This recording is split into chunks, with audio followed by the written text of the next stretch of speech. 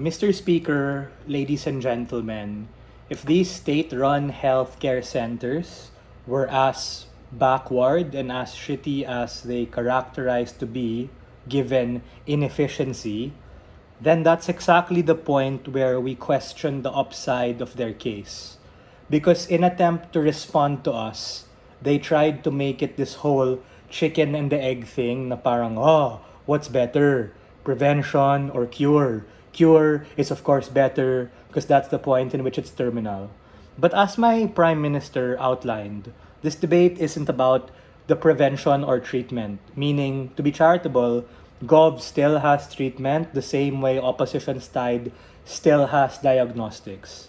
So the reason why it became this chicken and the egg thing is because they fully weren't able to mech out what exactly treatment works out like. That's why my partners were able to engage it and say na, is this really about extending years of life? Is this about making the surgeries cheaper? It's still particularly unclear. But what we do know is that the nature of a lot of these big killers are that they're really hard to detect.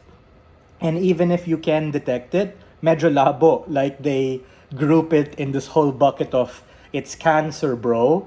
Meaning these things just aren't fully mapped out, and it's so easy to say we're gonna treat it, man. But the nature of research and diagnostics and treatment uniquely allow us to be able to nip it in the bud when it's stage 1 or stage 0 before we even have to get to that burden of having to deal with an overcrowded healthcare system at the point it's already at the terminal stage. This allows us to do something, and we think that precisely at the point in which these things are more accessible is exactly where the responsibility of the state comes in because of the Hippocratic oath that these public healthcare servants take. That means that they have to shed some light and allow people to get it. But what we talked about was the nuance of the cost of prevention versus cure. Meaning the whip said 50%, let's be even more charitable. Sige, 90% off, right? Even if this surgery or late stage treatment is 90% off, 90% of 100,000 is still 90k. So you have to pay 10k na lang, diba? As opposed to the ECG, all the Holter exam, of which are expensive and inaccessible. People don't know what they are. But the point in which you have 90% off that just makes it on a per peso basis just cheaper and more accessible. Meaning on both sides, we're dealing with the urban poor, but on our side, they're able to get that exam. And then your question is, oh, Joseph, you take that exam, what happens to you? The generic medicine that my whip mentioned is already accessible in status quo, meaning on both sides, public healthcare facilities are able to distribute it and give it cheaper.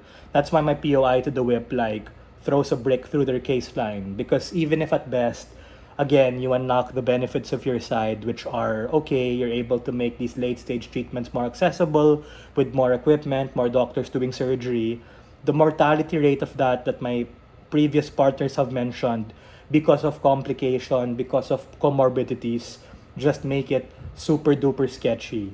Meaning, we rather skew our resources, time and capacity, at a point in which that it prevents that from even going in the first place. What have we told you so far?